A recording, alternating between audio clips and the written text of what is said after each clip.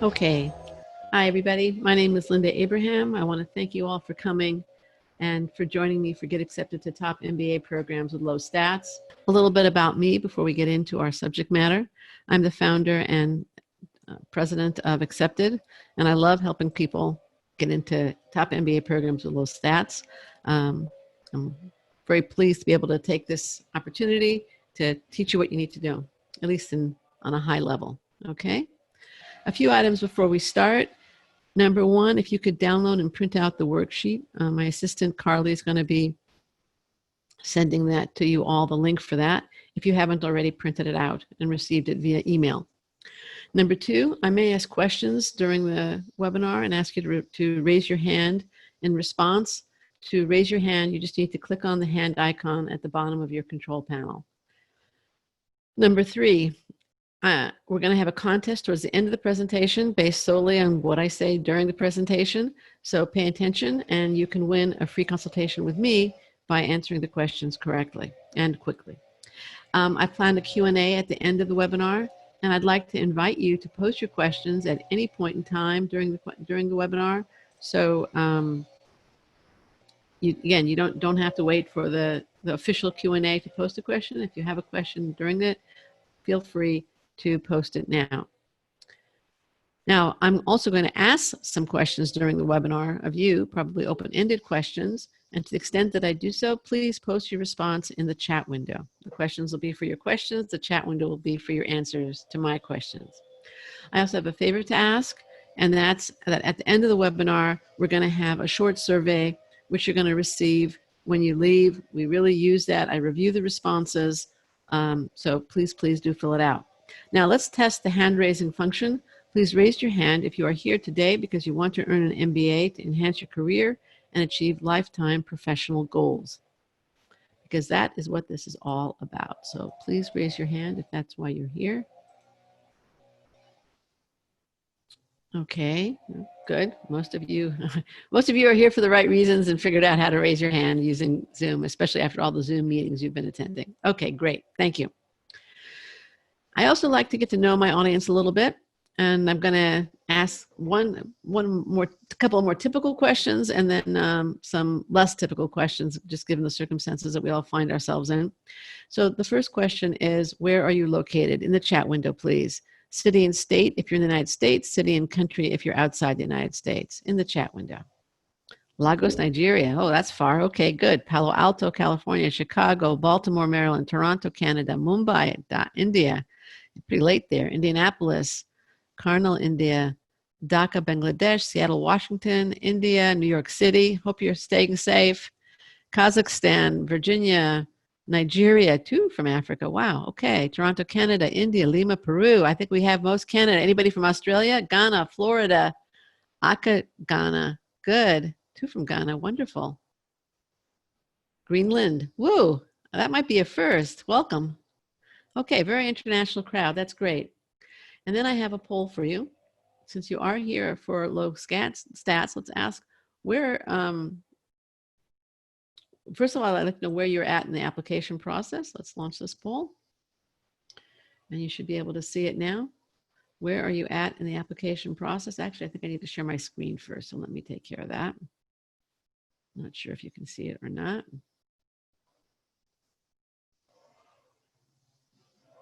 There we go. Okay. And you should be able to see the screen. Where are you at in the application process? Should be on your screen now. If it's not, please tell me.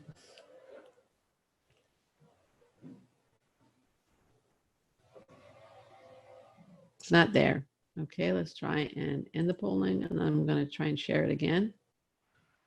Okay. Let's see. Okay, that poll didn't work. So we're going to try the next one. What are you concerned is low?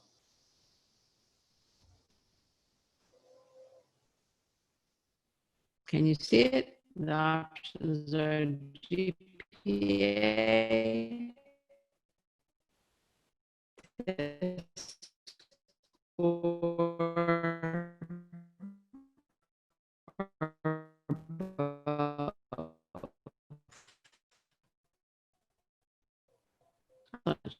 Okay, we're going to forget the poll. Please raise your hand. Put your hand on. I'm going to drop you. Put your hands down. Put your hands down now. Who is concerned now about the GPA only? Okay, raise your hand if you're concerned about your GPA only. Okay, and okay, we have 10 people concerned about the GPA only, and let's see, that's about 20% of attendees.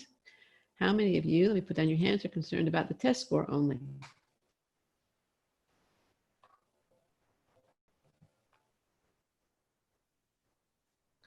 Another 20, oh, going higher. Going higher, we're up about, I'd say about 15, no, about 25%, almost 30% of attendees are worried about their test score only. I'm going to ask you to lower your hands. And how many of you are concerned about both your test score and your grades? There you go. Okay, and about another 25%. Okay, well, I assume that all of you are concerned about something, so that makes sense. Okay, how many of you are concerned about the impact of the COVID? Now, you don't have to answer this right now. I'm going to ask a different question. I assume most of you are concerned about the impact of the COVID pandemic on MBA admissions, or maybe perhaps heartened by the impact because it might be giving you an opportunity. So my question is different at this point, and I'd like you to respond in the chat window, which seems to be working better than the polls. And the question is, this is a difficult time. There's no question about it. I'm still getting the question. It's a difficult time.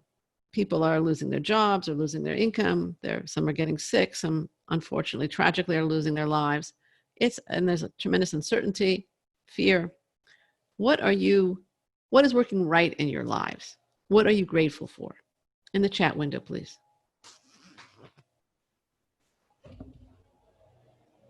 What's working right in your lives?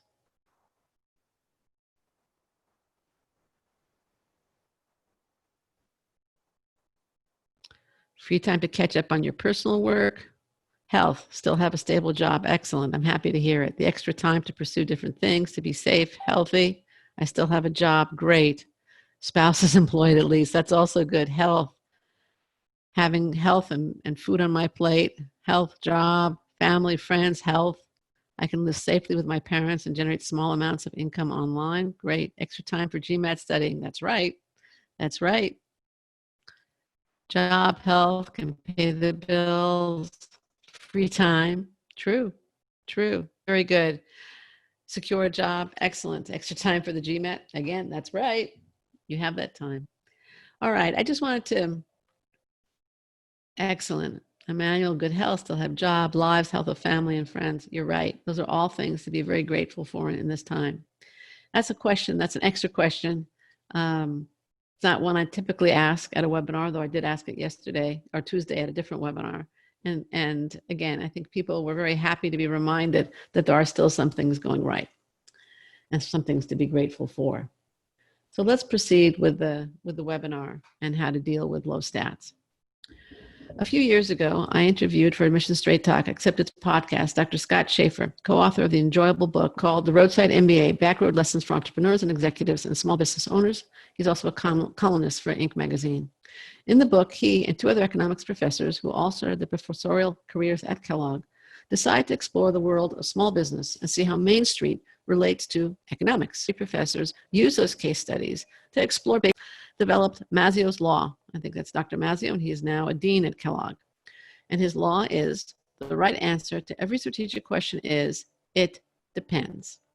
Now, Mazzio's Law could easily be applied to MBA admissions because in looking at GPA, test scores, and the amount of work experience that you need, and attempting to analyze them, especially when I get asked about one of them and one of them only, my typical response is, it depends. It depends on other factors. And much like the professors who traveled thousands of miles from Alabama to Idaho and lots of places in between, I have discovered that the answer to many of the questions I'm asked is, it depends. So let's explore some of the factors that determine what actually are low stats, what determines if those stats are low, and what to do about them. So what can you expect in this webinar? We're going to focus on the test score and GPA. And the test score means the GRE or the GMAT at the moment. I know that there's some schools are accepting the executive assessment and some are accepting even a broader array of test scores due to the pandemic. But the focus of this webinar is going to be on the GRE or the GMAT. More and more schools are including GRE stats as part of their class profiles. But if your target programs don't post those stats, you can use the GRE comparison tool, which is on your screen right now, to terms. By the end of the hour, what you can expect in this webinar, we're going to answer two questions, as I was saying. One is, what defines low? Because maybe you don't have as low stats as you thought. And what to do if you have low stats.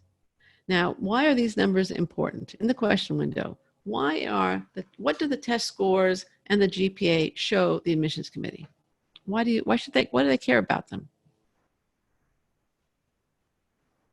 Thanks again. So why do they care about them? In the chat window, please. They want to see if you can handle the work. Exactly. That's exactly the reason. Measures ability to succeed in their program. 100% Susanna, intellectual horsepower, objective way to measure. Yep, you guys got that one. Okay. Schools want to admit people who can do the work and thrive. Now, the test scores show that you have the raw intellectual ability, the brain power, the head, what I like to call the front end to succeed in business school.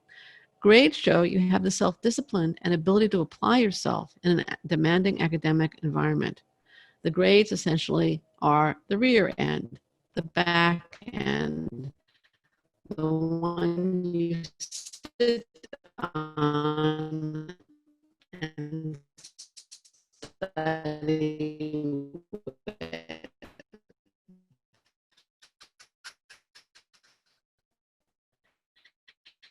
They don't want people struggle or flaw in school. In words of Chicago, they have a having academic environment. And this really is the foundation of a good application to a top MBA program. It's showing the schools you can simply handle the work. Now, I'd like you to tell me, what are some of the factors that need to be considered in determining what is low in very broad terms? What needs to be considered? Now, some of you are writing that you have a bad internet connection. There's nobody else in my house using the internet right now, and there's very little I can do to control that. So I apologize for it, but there's not much I can do. So we just have to do the best we can, and hopefully it'll improve. Okay. Yeah, I know it's Zoom. We'll work through it. Thank you, Mark. I appreciate that. Okay, so again, why do these test scores and GPA grades count? You said it was because the schools want to know you can succeed. That's 100% right. Okay, and I also managed to close my script. So let's look at, what does low depend on? It depends on your target school, number one, and you, because different target schools have different student bodies. So let's look at the target schools first. A 680 is a low GMAT score for Stanford, Wharton, and Harvard, which all have average GMATs at above 730, though it might go down this year a little bit. That same 680 is above average for Michigan State, 674, Penn State, 657, Purdue, 634, and the University of Arizona, 659, which all rank in the top 10 for various U.S. News specialty rankings. And the same with the GPA. A 3.3 is low for Harvard, Stanford, and Wharton. It is competitive for most programs outside the top 20. So let's provide a very flexible, elastic definition of low for the GMAT and GPA. And given the pandemic, frankly, the guidelines I'm going to give are even more general than what you're going to see on the screen, because I prepared this webinar before the pandemic broke. The general rule is a 0.3 on the US 4.0 GPA scale. If you're more than 0.3 below the school's average, you have a low GPA and something to be concerned about in terms of your GPA. But there are lots of mitigating or exacerbating factors. One is, are you trying to apply now? Meaning to start class in 2020, fall 2020, late summer 2020. If you are, I would change that to a 0.5. Maybe even 0.6. So I would double that, almost. I think that the schools are definitely going to be more open to bending on both GPA and test scores in these late rounds because they're very worried about filling up their classes. If you're applying next year, it's much harder to assess, especially when you get into round 2 of next year, round 3 of next year, depending upon how well whether we're going back to work or not, whether the economy is recovering or not. All that's going to change and be very, very fluid and hard to predict. But under normal circumstances, it's 0.3. Right now, again, I would say 0.5 if you're applying now for 2020.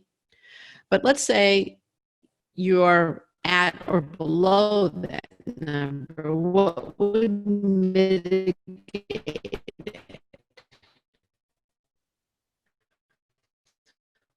Well,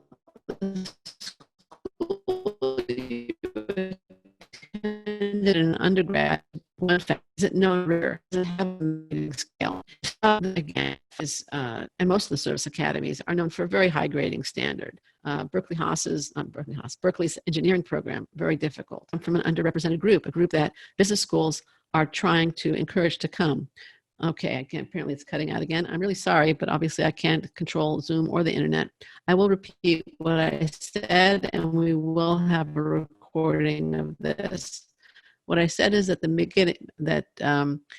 mitigating factors are 1, the rigor of the school you attended and its grading scale. 2, if you're from an underrepresented group in the applicant pool and schools are actively trying to increase representation of your program. 3, the difficulty of the coursework that you've taken. Yes, it will be. Difficulty of the coursework that you're taking. If you had an upward trend, if you had an upward trend in your grades, I'm a real comedian, Mike. That would also mitigate. If you started out with a poor freshman year, sophomore year kind of found your footing, junior and senior year did really well, the fact that you blew your freshman year is just not going to count. Number of years since graduation. If, let's say, your grades were mediocre throughout college and you found your footing after college and did really well professionally in work, that's also going to count. A high test score will mitigate a low GPA, no question. Demands of, again, if you have a demanding job and you've done well in it, that will also mitigate. If there were circumstances beyond your control, while you were in college that affected your grades, that lowered your grades, for example, you got sick, you couldn't attend classes, you had to withdraw perhaps for a semester. That is a circumstance beyond your control. Schools need to know about it. If you supported yourself, worked your way through school, or maybe sent money to your family, that also is a circumstance that most college students are not dealing with, and the schools need to know about it. What would exacerbate a low GPA?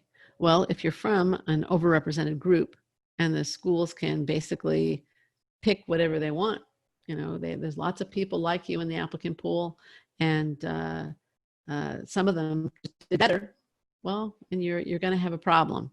If you took a particularly easy program or attended a school known for grade inflation and your grades are still low, that's a problem. If your grades had a downward trend, that's a big problem. And you need to, you're going to have to work on overcoming it. If you combine a low GPA with a low test score, they're basically reinforcing the impression that you just don't have what it takes to succeed in a particular program. That's very hard to overcome. You need to probably work on getting some A's and retake your test. Lack of progression or challenge on the job. Again, they would reinforce an image of mediocrity projected by your transcript. Let's go on to the GMAT or GRE and define what is low. Okay, so again, this is a rule of thumb. It's not cast in concrete, but I'm giving it to you so that you have at least something to go by, all right? My rule of thumb for the GMAT in normal circumstances is 30 points below average. That's a low GMAT. And it's just as elastic as the 0.3 guideline for the GPA. And again, if you're applying for the later rounds in the 2019-2020 cycle, I would say I would up that to 50 points. Below that is a low GPA and something to be concerned about. So what would mitigate a low test score? And if you take a GRE, it's probably 5 to 10 points below on the GRE. I give it a little bit more elasticity there. Extenuating circumstances at the test time would be somewhat mitigating. It's harder to mitigate a low test score, and I'll tell you why in a minute that you probably already know. What would be extenuating circumstances? External stress, a bad internet connection, it could be noise outside the building, it could be construction going on, that jackhammer, just thinking about it. The lawn blower, I don't know if any of you can hear the lawn blower outside my window right now. It's a little bit annoying. And I'm in Los Angeles, so I tend to think about earthquakes here and there. That could also definitely upset a test taker. If you were sick on the day of the exam, if you have a difficult family situation in the background causing you stress and distraction, that would also be extenuating circumstances. But any of these difficulties, and they are true difficulties, they can come across a little bit as a shallow excuse because you can always retake a GMAT score or GRE. And if lightning strikes twice in testing situations, the excuses sound increasingly hollow. What starts out as context becomes an excuse, basically. Now, let me ask you, in the chat window, please, what's a key difference between a low test score and a low GPA?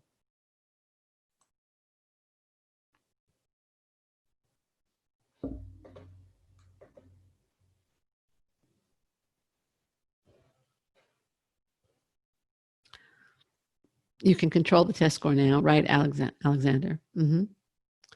Test score is intelligence, GPA is work ethic. That's part of it, but what else? That's something I said earlier. Tests are more recent, absolutely. The GMAT can be changed exactly.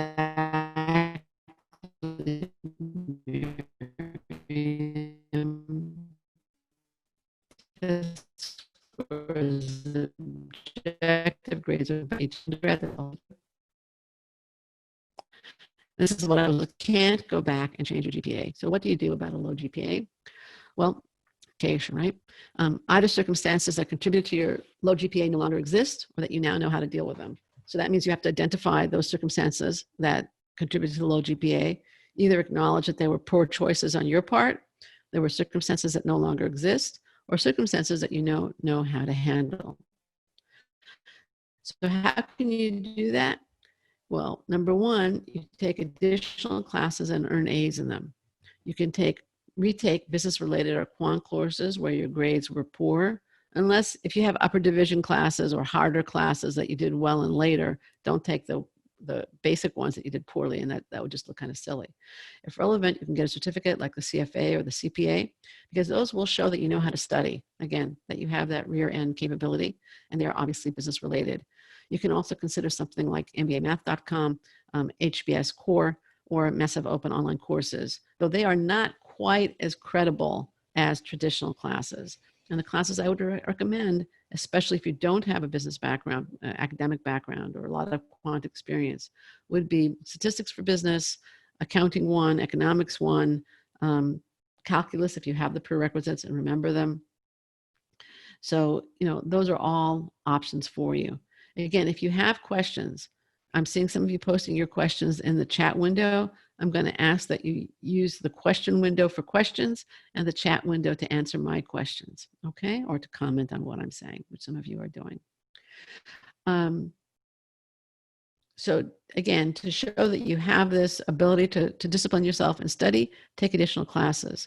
Another way to mitigate is to get a high GMAT score.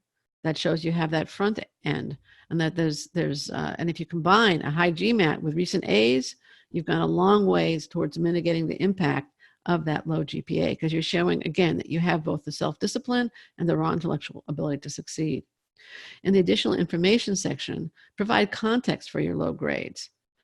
Again, that context could be other responsibilities, illness, it could be or that you started out with the wrong major, and that once you got into the right major, you did much better.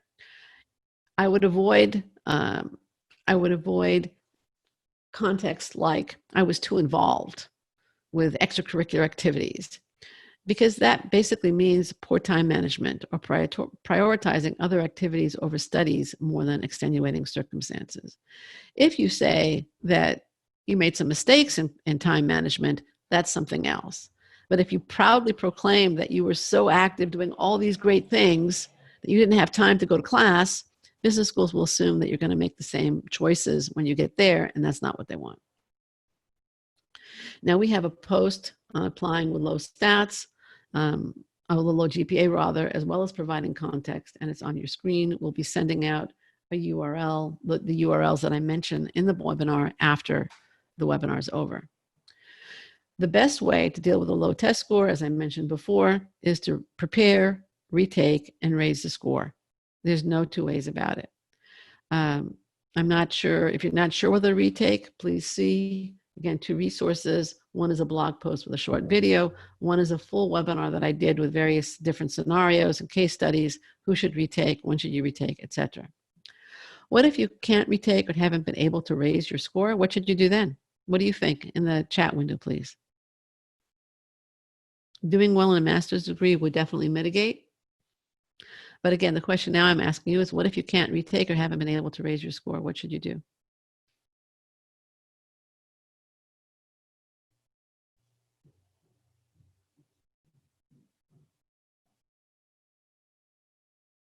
Explain it in a supplemental essay. Definitely use the additional information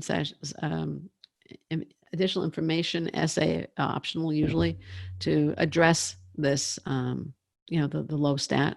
And again, it's not so much explaining it as providing context for what happened. Compensate with other achievements wherever possible. Very good. Strong essays, work experience, and extracurriculars. Good. Consider applying next year. If you're going to change something, consider applying next year. Address the low scores and mitigate through experience, leadership, etc. Took business. All right. Okay. Took business classes. I didn't have business background and maintained high grades. Good. Good. Show career growth and strong extracurricular activities. Okay, those are all good, but they're not necessarily addressing, well, to a certain extent they will help, but I think the best thing to do is, let's say you have, let's go through it, okay? Let's say you have a low quant score. So then if you take high grades in business classes or quantitative classes and you have work experience that requires quant skill, it can definitely mitigate somewhat. That's if the quant score is the issue. You have other evidence of quantitative ability. Maybe you took MBAmath.com. Maybe you took classes like the ones I just mentioned, Stats for Business, Accounting, Calculus, or massive open online courses, HBS Online Core. All these activities would show that CFA is excellent, is that you are working to develop these skills, and that maybe your GMAT quant score doesn't really reflect where you're at today because you've been working so hard to improve it. Now, Rotman actually will waive the GMAT for anyone who passes all 3 levels of the CFA. They just say, check that box. You can also, none of you suggested this in your responses to me, you can ask your recommenders to provide evidence of your quantitative ability. Maybe they can talk about a particularly demanding analysis that you did that was a quantitative analysis. And again, that would definitely help. If your verbal score is the issue, take classes in communications and English for business, especially if English is a second language. You may want to consider joining Toastmasters and working on your verbal and presentation skills. And again, ask your recommenders to comment positively on communications ability. Now, the point of these efforts is to show that you have improved in an area of weakness and the score doesn't accurately reflect your abilities today. Again, that is still a tough sell, but if you've taken the test 2 or 3 times and it's just not going anywhere, then that score, or if you've tried both tests, I should say, and it's still not going anywhere, then I would encourage you to try these measures to just mitigate the impact and try and make a case for the fact that the test is just not representing you well. Now, let's say you have a situation where, before I get there, the last thing I want to encourage you to do, and I've seen so many people with low stats forget to do this. They're so concerned about that low number that they forget to do what I'm about to mention. So listen up. You want to present an application that in totality shows you with the desirable strengths And by that, I mean leadership, initiative, ability to contribute to class and school and community. That is so important. Don't forget to make that positive case for acceptance. Schools are not just going to admit you because you mitigate a weakness. They want to admit you because of your strengths. And yes, these attributes can compensate for somewhat below average stats. And even if you do present the higher grades and a good test score in circumstances that no longer affect your performance, you still need to show that you're going to be an asset to your team, your class, the community, and ultimately the school's alumni network. Now, I interviewed the director of admissions for Toronto Rotman, and Rotman makes a big deal of their spike factor. I don't think that Rotman is the only one that wants a spike factor. I think all schools want it. I think Rotman is just much more clear about it. And what is that spike factor? It's the idea that you're going to add something. You're going to add a perspective, a background, a certain level of achievement, some spice, if you will, to the class, that the class will be missing something if you're not there. Like all other candidates, you must not just present facts that convince the admissions committee to overlook a weakness. You must create a compelling case for acceptance. So ability to do the work, which was what we've been focusing on, is necessary but insufficient for acceptance at top MBA programs. Even now, you also need to show fit and provide positive reasons for acceptance. And I think in some level, I think it's going to be even more important now when schools may be bending a little bit more in terms of the test requirements.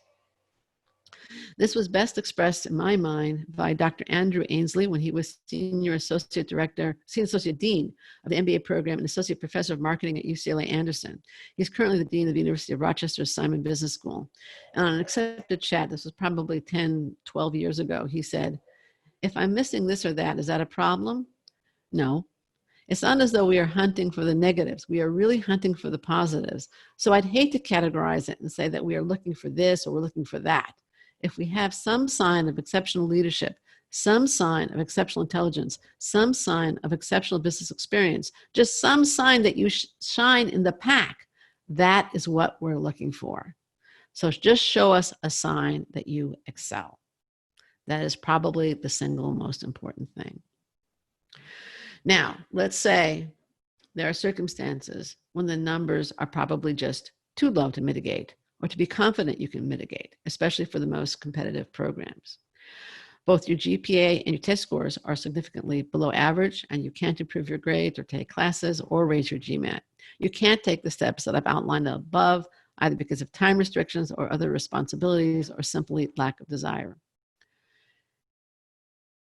You can still apply to one or two dream schools. And again, if you're applying for 2020 acceptance, I would say apply to more dream schools. But we're talking normal circumstances, apply to one or two dream schools, but most of your applications should apply to programs where you're competitive and that support your goals. For help in choosing schools, I strongly recommend, well, it's info.accepted.com/MBA where you should apply. And you can seek guidance from, or that would be a general guide. If you want one-on-one guidance, which we're more than happy to give, I suggest you go to your local friendly accepted MBA admissions consultant who have tons and tons of experience, both as consultants and many as admissions directors or people who worked in admissions offices, and they can help you choose the right schools. Now, I hope at this point you see why it depends is so often the answer to questions about low stats, because it depends on the profile and the stat and the mitigating factors and the exacerbating factors. So when you throw a stat at me, I can't, and I don't think anybody really can say, oh, you're in, you're out, done. It so frequently depends on a lot of different things. Now, what I'd like to do now is have our little contest in which you can win a free consultation. I'm going to ask several different questions, and you can respond in the chat window, not the question window. I'm not looking at it yet. And I'm going to ask a question. The first one to get the right answer to each question is going to win that free consultation. Carly's going to take your name and be in touch with you later. And then you can set up your call with me. And okay, here we go. So the first question is, and again, respond in the chat window, please. What are two overarching categories or factors to consider when determining if your stats are low?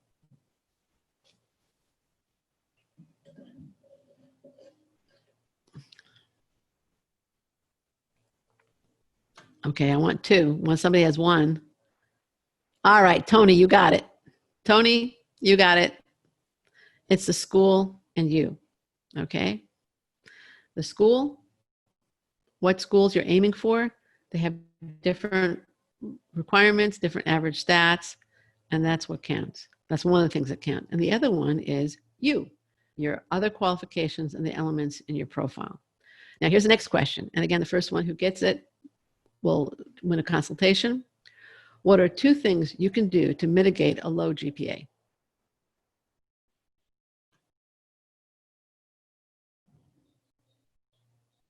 What are two things you can do to mitigate a low GPA? Two things. Upward trend and high GMAT. Susanna, you got it. Okay. And the last one, Carly, you're getting all this? Yes, I am. Great. Okay. And what is the best way to handle a low GMAT or GRE? Last question. First one gets a free consultation. What is the best way to handle? Take it again. And that is Samrath. Okay? Okay, great. Thank you so much. At this point in the webinar, I have another question for you. This is not going to win you a free consultation, though. What is the most valuable, insightful, or helpful piece of information you received during the webinar today? In the chat window, please. And then we're going to soon move to the Q&A.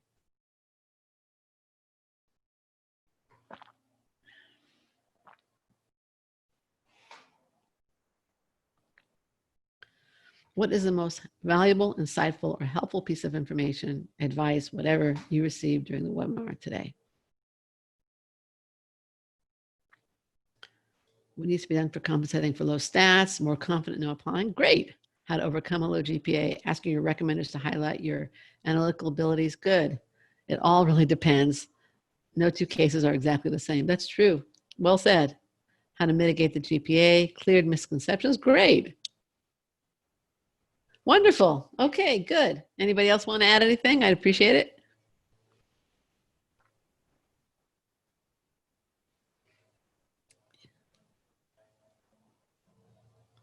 Okay, Mark wrote, you didn't directly say it, but it's implied that you should own your own shortcomings, clarify, and put them in context. Thank you. Again, well said. I'll have to add that. I learned how to use my achievements and leadership experience to build my application, make a case about your strengths. Good. Yeah, that's something that's really important, and many people do forget it. So yes, many times the answer to how can I get accepted to MBA programs with low stats is it depends. I've gone through mitigating and exacerbating factors, but at the end of the day, the fact remains that you may not have the experience to assess and weigh the mitigating and exacerbating factors. You could overestimate your qualification and spend hundreds of dollars on applications and end up with a fistful of rejections. Or you could underestimate your qualifications and reject yourself from programs that may have been happy to consider and admit you. Even if you apply appropriately, you may lack confidence in your ability or the know-how to make that strong, compelling case for your acceptance, so that you not only persuade the schools to overlook a blemish, but convince them that you will be an asset to their community, school, and alumni network. These are the issues we address constantly with our clients as we help them overcome that low GMAT, GRE, or GPA, and sometimes both a low test score and GPA. We've guided applicants with low test scores and GPAs to programs where they can get accepted and thrive. We've also helped applicants with below average GPAs and test scores get accepted to programs where the average test score is 50 points or more above their score. And we've done the same with applicants who had below average GPAs. Look, applying to top MBA programs is not easy, especially if you're dealing with low stats. And the application process is not a one-time event. It's a process that lasts for months. And many times you're going to find yourself scratching your head and wondering what to do. Can you imagine yourself in that situation? You can turn to friends and families who will kindly do their best to help you, but they may not know more than you do. Or perhaps they're going to base their advice on their individual experience 5, 10, or more years ago. Instead, Imagine yourself having a question and having someone to turn to who is knowledgeable, experienced, and devoted to helping you succeed. That's your accepted consultant. And then imagine yourself sharing news of your acceptance with friends, family, and colleagues, and of course, with your consultant who has become a friend. With your professional future at stake and with the additional burden of a low stat or two, you should not rely on amateurs. Turn to acceptance professionals with years of experience in the field who can guide you, answer your questions, provide needed constructive criticism, and help you put your best foot forward. In addition to improving your chances of acceptance, having an accepted mentor at your side can save you time and reduce your stress. Here's what you get at Accepted: access to expertise and experience in the MBA admissions process, and specifically in dealing with negatives. You get options in terms of our service options. We have flat rate packages, we have hourly options, and you get a personal mentor dedicated to helping you as an individual. Plus, you can save time.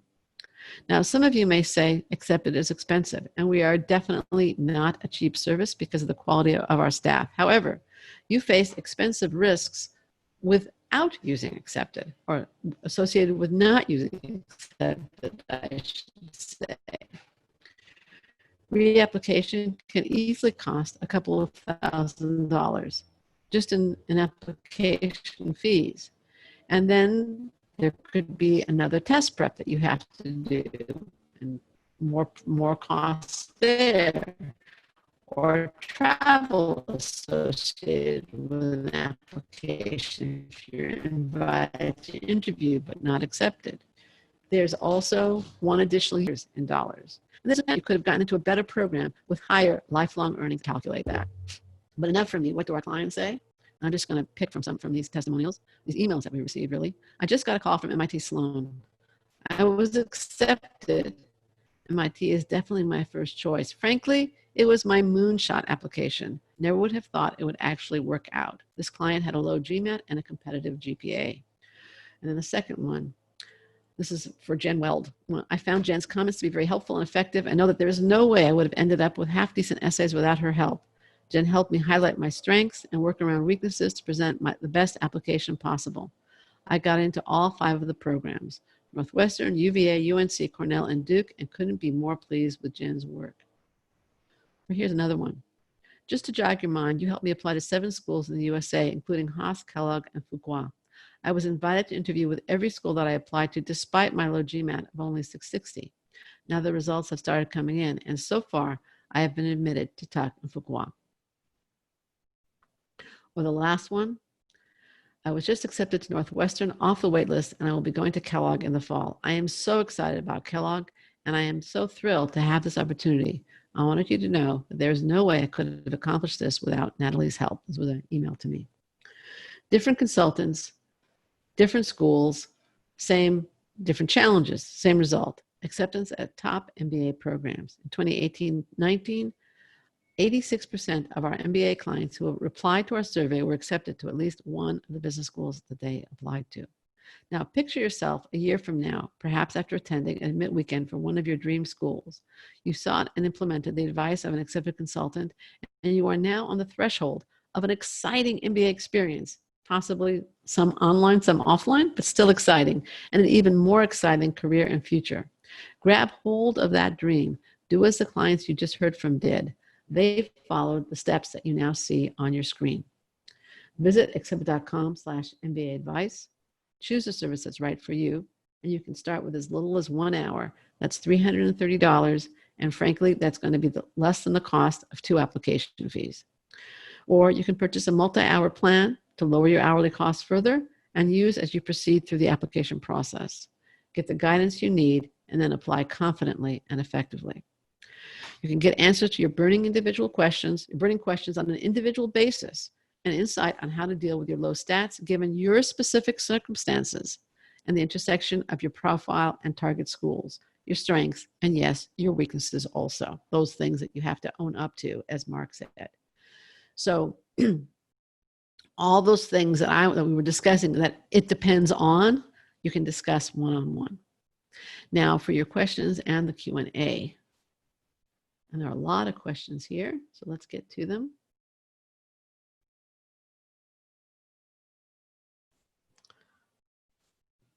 Okay, we have a couple of questions. Oh, also, what I'm going to try and do is unmute at least some questioners. Obviously, for those who posted questions so far, I forgot to mention this at the beginning. For those who, if you don't want to be unmuted, just mute yourself and that's fine. Okay, so Mark, I'm going to unmute you. I can find you. If you don't want to be unmuted, just mute yourself on your end. Mark, are you there? Nope, he's not. Okay.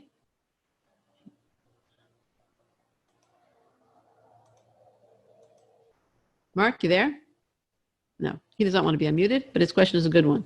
How are graduate study GPAs viewed as opposed to undergraduate GPA? For example, MA versus BS GPA. Well, on one hand, a graduate GPA is very valuable because it's more recent. Again, most of you are 8 to 7, 10 years from your freshman year grades. So your graduate grades are going to be much more current and a much more recent reflection of where you're at now. In that regard, they're excellent. The problem is that graduate grades tend to be higher. So if you have below a 3.5 in a graduate program, that looks a little bit like what was going on there. So that makes that a little bit higher. But if you have above a 3.5 in a graduate program, it's highly credible and definitely helpful. Okay. Thank you. You're very welcome. I see now you're there. Okay, no problem. Let's see. Okay, Ryan, let's see if we can't answer your question.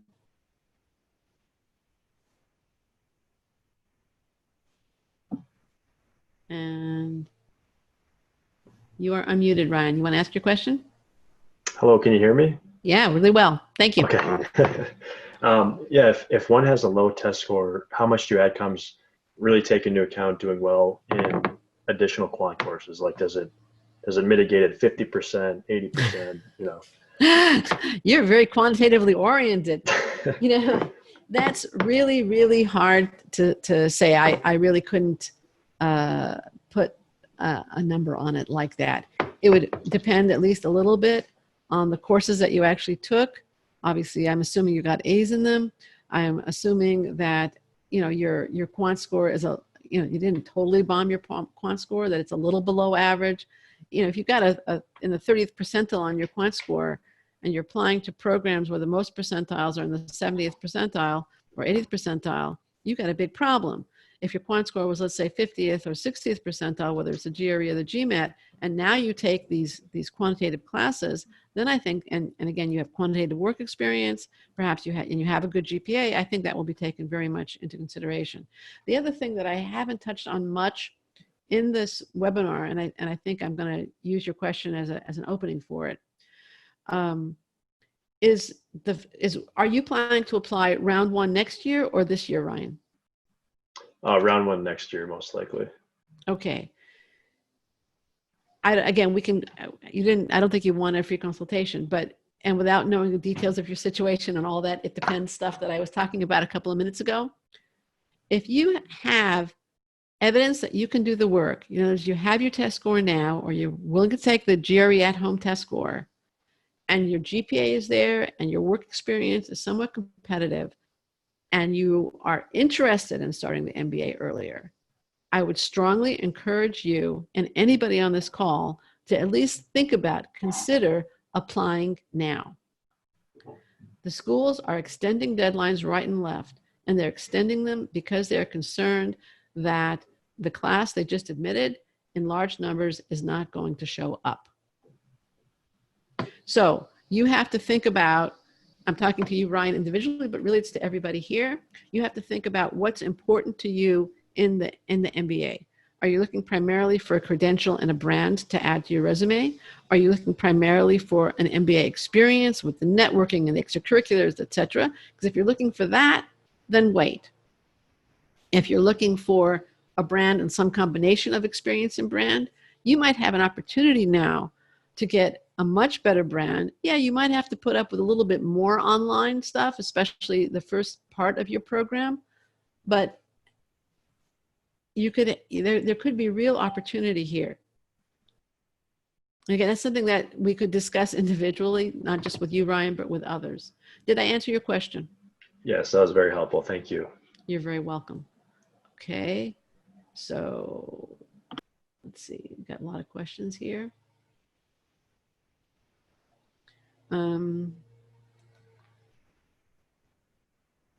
Somebody asked, what about learning disabilities? Learning disabilities are definitely a mitigating factor.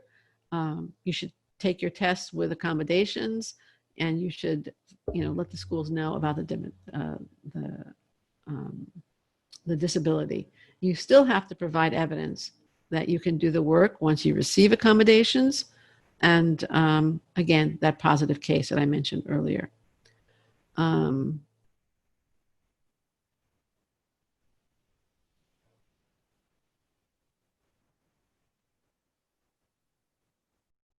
Okay, here is a question from an anonymous attendee. I have C's and D's in quant courses in my undergrad, computer science engineering, and a quantitative 47 in GMAT, quantitative 47 being enough to mitigate the C's and D's. Well, once again, I'm going to go back to what I was saying earlier. That's going to depend very much on the rest of your profile and the schools you're applying to. I don't think that will be enough if you're going to be applying to Stanford and Harvard and their cousins. I think if you're applying a little bit lower down the food chain, then it might do it. I think they're going to need context for the C's and D's. They're going to want to also see what you've done since graduating. Okay. All right, Samrath, you have a question. Let's see if I can unmute you.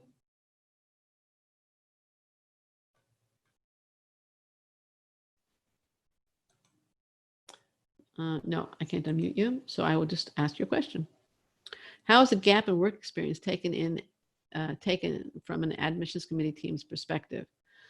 That's a good question. It depends, again, I don't mean to be harping on that, but it just comes naturally to me. It depends on how long the gap was and what you did during the gap. If it was a 3-month gap and you traveled the world, it's not an issue at all. If it was a 3-month gap and you sat on the beach locally or I don't know, basically did not use the time terribly productively, then that's going to be a negative. If you took 6 months off work to study for the GMAT, that's not going to be viewed so positively. So it depends. I'm not trying to be funny now. It's just the right answer. Rihanna, if you want to ask your question, please pose it in the question window. And if I think it's applicable to a lot of people, I will choose it. Okay, Ricardo, let's see. I'm going to allow you to talk. And, oops. Hello, can you hear me? Yes, I can hear you. Great. Awesome. So please, what's your question? Yeah, so I've been interested in some professional certificates from different schools, some within the States and some out of the States, like in the UK. Yes. How do some of the Ivy League schools perceive professional certificates? Like which ones? Primarily like Stanford and Chicago Booth. No, which certificates? Certificate in entrepreneurship, a lot of computer science certificates, Okay. and business related. Right. Some certificates are very credible. Professional engineering certificate is credible. The CFA is very credible. The CPA is credible. I'm not sure about the entrepreneurship certificate. Probably depend which schools are giving it. It Like also would. London. Pardon me? Like London Business School? Oh yeah, that would be credible, definitely. It also depends how you do it, how you do it in the program. You're going to get A's in the program. Are you going to, and I'm assuming this is to provide evidence that you could perform academically after a low GPA, is that correct? Yes. Yeah. Obviously, it needs to be graded. If it's pass fail, it's not going to do you much good. Yeah, so I think it would definitely be helpful. Okay. Also, if it's relevant to your professional goals, that's also helpful. I don't think the computer programming kind of certifications that you learn a new computer program are going to be quite as helpful as the more business oriented ones. Okay. Sounds Okay. good. All right. Thank you. You're very welcome. All right. Let's see. That is the advantage of unmuting. I can ask follow-up questions. Okay. Let's see what else we have here.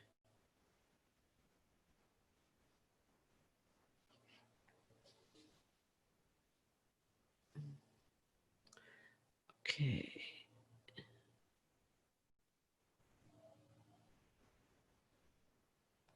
Okay. Natanya, I'm going to try and give you a chance to ask your question. Hi, Go can you ahead. hear me? Yes, go Oh, ahead. perfect. Yeah, so I was just curious with the COVID-19 situation and everything going on. I have all my recs and my recs ready, my essays ready. The only thing that has been missing was my GMAT score, and so I was planning to apply in round one. But now with the situation, I know that it's going to be an uptick of applications in round one. So I have about, it's pretty low. I have a 650 GMAT, and so I was thinking just trying to apply for M7s now and then reapply in round one with a better GMAT, but didn't know if that would affect my chances, or should I just No, wait? if you, I think that, are your grades good? Yeah. Okay. My grades are good. Well, I guess like I have a 3.6 GPA, but Okay. I did it from a top 15 university. So, Okay. and I'm in finance. So the quant. All right. And you are in the United States right now? Yes, I'm in the United States. Okay. I would say go for it. Go for it. You could get into a better program. You may not have to retake the test.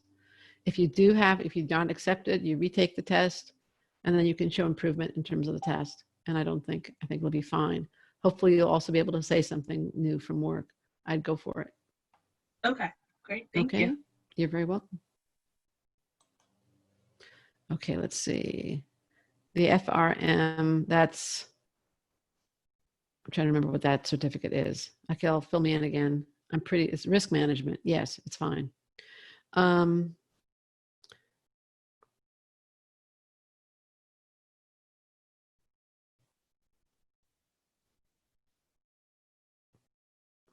Okay, Rihanna, I'm gonna let you ask your question. You can talk. Hi, am I Hi. audible? Yes, definitely.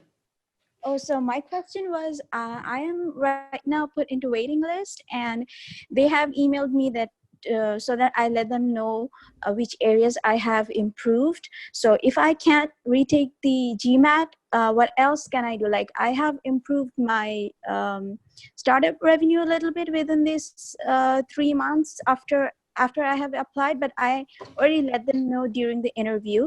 Now I have another thing, that is I was doing some business courses as I didn't have business background, and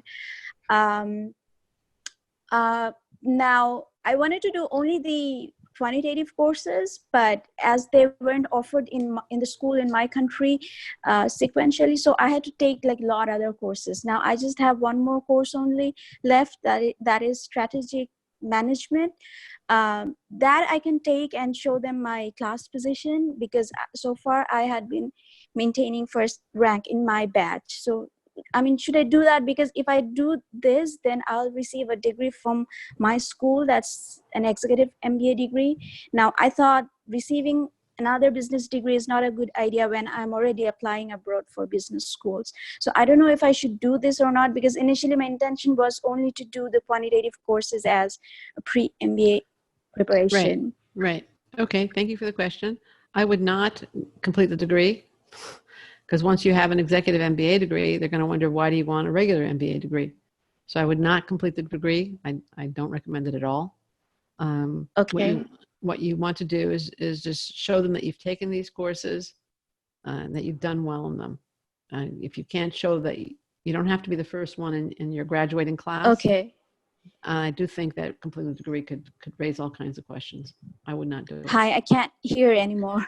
I would not complete the degree. Okay. Oh, okay. Thank you. What else can I? Okay, then should I just sit and wait for their final results? Because No. What you nothing- should be doing is writing them, telling them that you took the courses, that yes, your business is doing well, which is amazing in this environment, and that you would accept their offer of admission. I'm assuming you're applying to one program at this point, or are you applying to multiple programs? I applied to multiple programs. I got rejected by a couple of schools, and I'm into waiting list in one school, and 2 of the results are yet to come. Now, the one who put me into waiting school, that was like another 2-3 weeks ago. I haven't emailed them. Should I email them now? Absolutely. And if Okay. you would accept their offer of admission, let them know that. Oh, okay. Okay. Thank you so much. Absolutely. Okay. You're Okay. welcome. Thank you. Okay. How is that for not being equivocal? Must have been shocking to your ears after all the it depends from me. Okay. All right. So somebody here is asking, how do I know whether my GPA is lower than average if my GPA is on a 10-point scale? That is a really good question. It's an anonymous attendee. Look, if you're applying to the elite schools, okay, and you can look at their average GPAs and it's about the 3.6, 3.7 range. That is an excellent GPA. You know if your grades were excellent or not at your school. They will know it too, assuming that you went to a reasonably well-known program. If you're applying to, from top universities in your country, the schools know how to read your transcript. If you're applying from the IITs, trust me, they know how to read your transcript. So if you know that your grades were excellent in your home country, then you can assume that they would be equivalent to the 3.7 or whatever that average at the school is showing, which is what Harvard and Stanford show. If your grades were good, but not excellent, it's probably equivalent to, let's say, a 3.4 GPA. And that's basically how I would go. And I'm telling you this more so that you can be realistic in the schools that you apply to. If the school doesn't ask you to translate your GPA, your grade percentage rather, to the 4.0 scale, don't translate it. Only translate it if you have to do so. Why? Because when I look at the people who've gotten accepted, in my experience the last 25 years, the translations tend to lower your GPA. So for what, they'll say that a 70 is a 3.0 or a 2.8 GPA, when actually it's much better. So don't translate unless you're asked to do so. Okay. Rely on the really, really small unknown school we have here. Oh, we've really gone over. Okay. Thank you for sticking with me.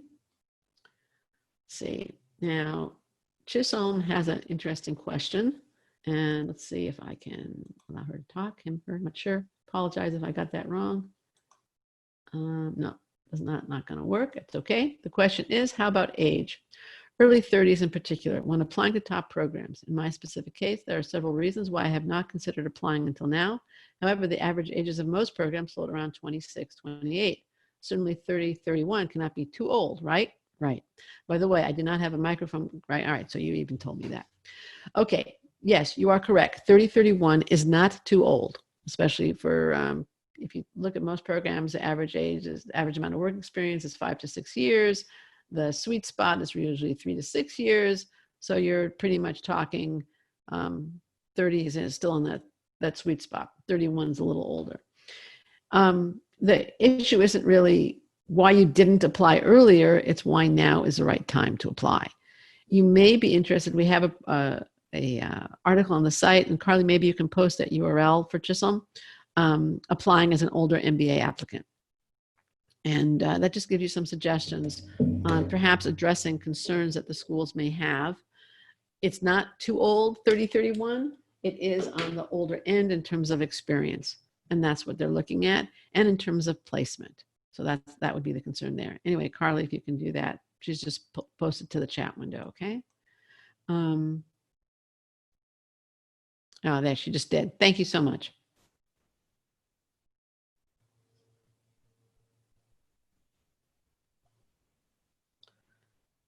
Yeah, financial risk. All right, I got that. Okay.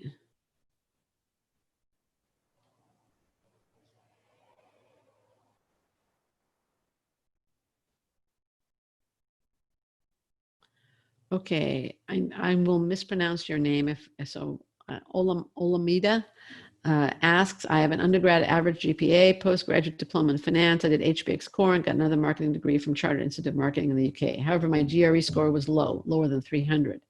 Will you recommend I apply with my current score? I have a good career background, senior manager, and good leadership. I'm also guessing that you are from Africa. I'm not sure where you're located now. Let me see actually if I can unmute you. Because I have a lot of follow-up questions here. No, I can't unmute you. I'm not optimistic about your chances. However, if you are from Africa, you are from an underrepresented group that the schools would like to have. You are one of those people who have good things and bad things in your profile and therefore are very hard to assess. So it's kind of like, give it a go. You have the application fee to lose, whatever you may spend on us if you want our assistance. And then just like the person who I spoke with earlier, you may want to prepare to retake in the event that you don't get in. And if you do get in, great. You don't have to retake. I think it's fairly low risk, but you have to get that score up if you're not accepted now. I'm not terribly optimistic. Okay. Is HBS core a good option? If you're applying to HBS, it definitely is a credible option, very highly credible. Other schools, I think, also look upon it as a good option. Yes. Okay. And with that, I want to thank you I've answered most questions, not quite all. I'm not joined actually, she couldn't make it. I want to thank you for your time, your questions, your answers, your attention. And I want to share one last thought and story before we close. And I have another question for you. Oh, yes, you are from Africa. Okay. So by the way, Olamida, visa accessibility is also an issue. If you can't get into the country, or if they have concerns about your ability to get into the country, that could be an issue. Your low stats are part of your past. The MBA is a bridge to your future. You don't have to let your past define you or dictate your future. Determine if your stats are low. If yes, try to change them, right? We talked about that. If you can't or don't want to change them, consider other schools that will help you achieve your goals. But in all, we worked recently who was applying to elite schools despite a GMAT that was more than 60 points below his target school's average. Here's what this international applicant wrote after getting accepted to his top 3 choices, despite that low GMAT score. Libby's unparalleled support paid dividends. I never thought of getting accepted in all 3 of my top choices. She did an amazing job at meeting the deadlines and, more importantly, truly dedicating her time, adding valuable comments to improve my essays and make me stand out among the applicants. Working with her was truly a pleasure. Although my situation is kind of difficult in a good way, he had to choose between Harvard, Stanford, and Wharton, I decided that HBS would be my top choice. I could finally say it. I got accepted. Do what this client and so many others like him and like you have done. Get acceptance help and access the kind of guidance and mentoring that enabled his acceptance and motivated him to write this happy email. There's no need to flounder or wonder how to make the most of your strengths and mitigate your weaknesses. This fellow is on the path to his dream career despite the low score. Join him on that path. Get accepted. Now, my question for you folks who are still here, you're obviously interested in what I have to say. You've listened to the presentation. You stayed to the Q&A. You've put up with the lousy internet and the occasional breaking up of my voice. Why are you sitting on the fence and hesitating to purchase an hour of consulting? In the chat window, please.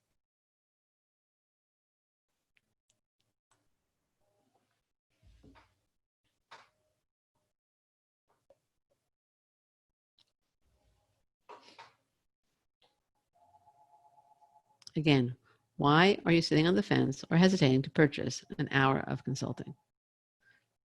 Do we get a discount for joining this session? I can give you a discount, yes. I'll tell you what. I'll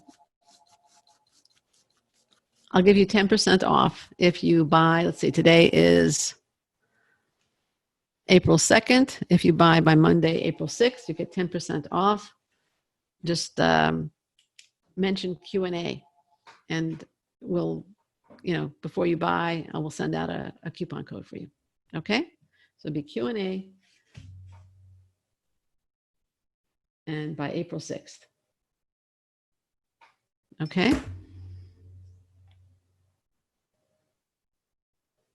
How's that? Okay, you're welcome. And Elizabeth says, primarily the cost, even though it may pay dividends in the future. Okay, I understand. Look, we are not a cheap service. I know that. I said that. But the payoff so far exceeds the investment cost. My daughter went to a friend's house for lunch last year and mentioned that she not only is my daughter, but she works for me. And another guest at this home said, really? She said, the investment I made in your company's services was the best investment I ever made because I got accepted. I started my graduate school a year earlier, and I'm going to be making an extra $100,000 because I'm starting it a year earlier. Now, you're going into business. Business is going to be about analyzing risks and future payoffs and dividends, etc. In addition, in terms of the cost, realize that with us, there's two factors. One, you can start with a fairly small investment. Again, $330 is our minimum cost, and I just gave you 10% off that, so it's even under $300. That is roughly the cost of 2 applications without counting your time, without counting travel if you're invited to interview or anything like that. So you can start small, and if you choose to purchase either a flat rate package or a multiple hour plan, which lowers the hourly cost, and you don't use it all up, then you can ask for a refund of unused time or the unused portion of the package. And that's in our refund policy. So you can look at that later. So I realize, again, we're talking about working with highly experienced consultants, former admissions committee members and directors. You just got to have to pay for that kind of expertise, experience, and dedication. I think if you visit the page where we have posted feedback from our clients, you'll see that not only that the expertise and experience is extraordinary, but the level of dedication is extraordinary. Carly, can you please post the MBA testimonial page, the link to that? How about we still have quite a few people here. Anybody else want to share what's causing them to hesitate? Let's say cost could be an issue because I'm in grad school already. I already gave a discount. Saving up money for the school package. Great. Wonderful, Alexander. Look forward to working with you. My stats. Okay.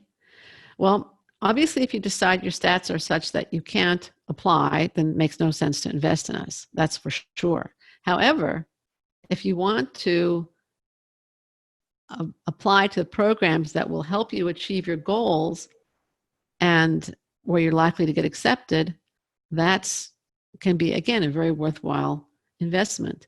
One of our consultants, the one who had wanted to be on the call today on the Q&A, but couldn't make it because her kids are all home. She had a client, specifically, I remember a few years ago, who wasn't considering a school.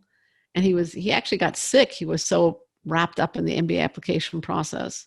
And when he got better, she said, look into this school. It would happen to be Georgetown. And he looked into it And at first he was, no, I don't want it. And he was, oh, look into it, look into it. And he looked into it, he applied, he got in, and he is so happy there. So, you know, it can pay off big time. And he also had low stats. All right, costs I'm not earning right now in the COVID-19 uncertainty. Well, I can't create the money. We are offering, by the way, for the MBA application package, a 5-month payment plan. And this is through us. Now, obviously, if you don't have the money to pay, you don't have the money to pay. There's nothing to talk about. The COVID-19 uncertainty, yeah, just, okay, great. The COVID-19 uncertainty is real, and it's going to cause, well, right now it's causing people to reject offers of admission.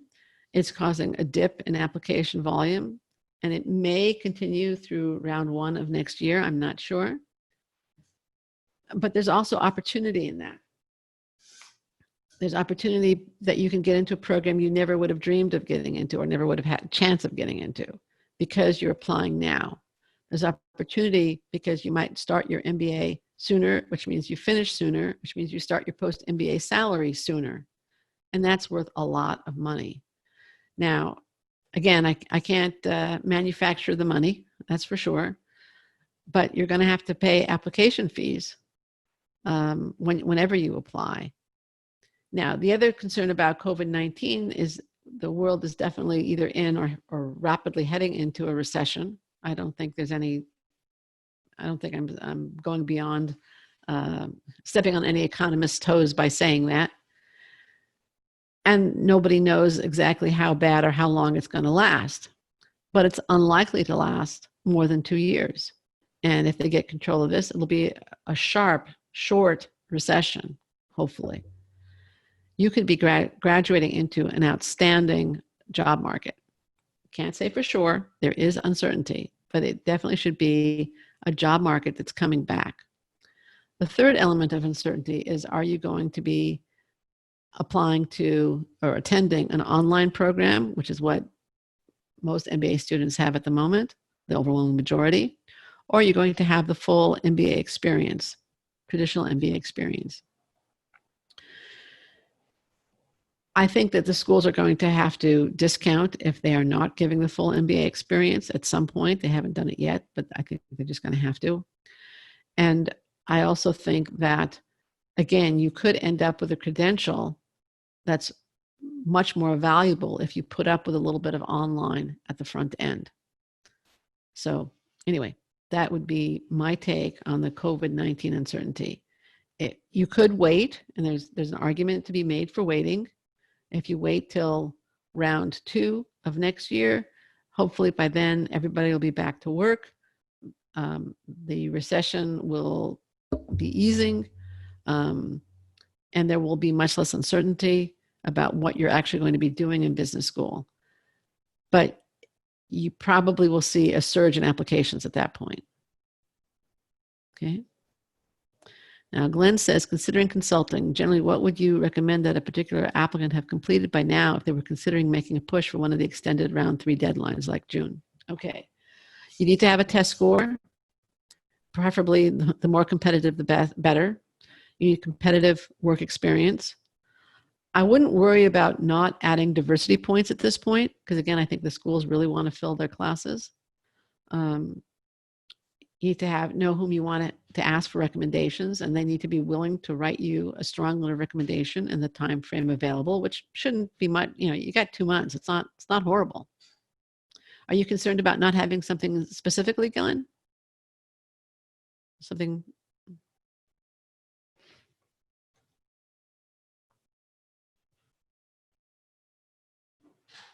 Is there something that you're specifically worried you don't have? No, just curious. I think if you have the test score and you have the work experience, go for it. Go for it. And I'm hearing this right and left from anybody in MBA admissions. Do you have a test score now?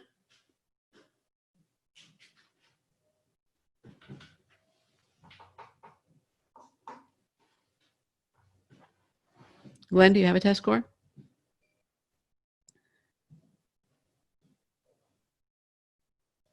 By the way, if anybody thinks I'm a big fan of round 3 applications, I gave a webinar, I think it was the end of January, the beginning of February. Okay. Are you retaking the online GRE or do you know yet? I should really just unmute you. Okay, Glenn, you can talk. Nope, you don't want to talk. Okay. Oh yeah, there you are. Okay. Hey, can you hear me? Yeah, I can hear you. Great. So are you retaking at the end of May the GMAT or the GRE or what's going on? So I'm going to be retaking the GMAT. So my plan was to defer to next year. I was, sort of working with a mentor earlier in 2020 who had, suggested that an MBA might be the right route for me. I've been on campus at MIT and have been on campus at a few other colleges in the Boston area, talked with admissions staff, met with students. My GMAT I took in about a month of studying and did very poorly. I got a 580. But I'm, restudying now, and I was scheduled to take it again at the end of May. And my plan was to, just sort of really get myself geared up for first round of the fall. I'm looking to, apply to Dartmouth, MIT, and then Boston University. I'm sort of constrained to my area because of my partner. Okay. So I have very strong work experience. I work at a top bank. I'm in risk management. I have the CFA. I don't have a standout undergrad, and I have sort of a below average GPA. So my GPA is about 3.2, but I did change my major about halfway through and had improvement in my grades and very good business scores. Okay. So I'm just really playing around with if I should just make a full push for, trying to take advantage of this opportunity, or if I should sort of pump the brakes and keep on my plan of applying round 1 in the fall. How are your practice tests going? Okay, low 6s. I was considering hiring a tutor for the, probably 3 weeks out before the test. So about mid-April, I was trying to sort of reprime because I had to switch gears because I was also supposed to take a data science certification for financial data professional that got postponed to October. So I switched gears back to the GMAT, and I'm repriming. And I just sort of wanted to get a feel for that before I reached out to a tutor. Right. I wouldn't apply with I think you need to raise your score. Okay. I think at BU you might have a chance, but I don't think you'd have a chance at MIT and Tuck. So I would either hire that tutor. The other thing you might want to consider is the GRE, which is now giving take-home exams. Okay. Okay. I think hiring a tutor is an excellent idea. You want to get the best score you can. And then I would definitely, based on what you told me about your work experience, say go for it. Okay. Okay. Assuming that you do better on the score. Okay. Absolutely. I appreciate it. And thank you for this. This has been, very helpful. You're very, very welcome. And if you'd like help with your application, whenever you're ready for it, we're here for you. Definitely considering it. Thank you. You're very welcome. Bye-bye. Okay. Any other feedback? Any other concerns you want to share with me? Yeah, I had a question. Can you hear me? Yes, I do, Rihanna. Can these schools release their decisions after their initial notifications due to this COVID situation? They're all posting how they're going to release notifications. So most of them are moving to a rolling method. In other words, they do it based on when you submit the application. As the information comes in, that's how they process it. So it is possible that because I didn't receive the results from 2 schools, but their notification deadlines have passed already. Then I would contact them. Contact them. Okay. Okay. Now Okay. do give them a little grace. Obviously, everybody is working from home, working remotely, and things are Okay. more difficult. But I would just respectfully send them an email. You know, I was looking forward to hearing from you. I haven't gotten a response, and I assume that you've checked the online portal. Okay. You know, to make sure you haven't gotten it. I attended one of the webinars of one of the schools, and I asked this question, and they said that they're trying, but they didn't say that, yes, definitely you will receive the decision within this time. They said they're trying, but they didn't give me that guarantee that it will be done within that deadline. Again, everybody's trying, everybody's struggling. Okay.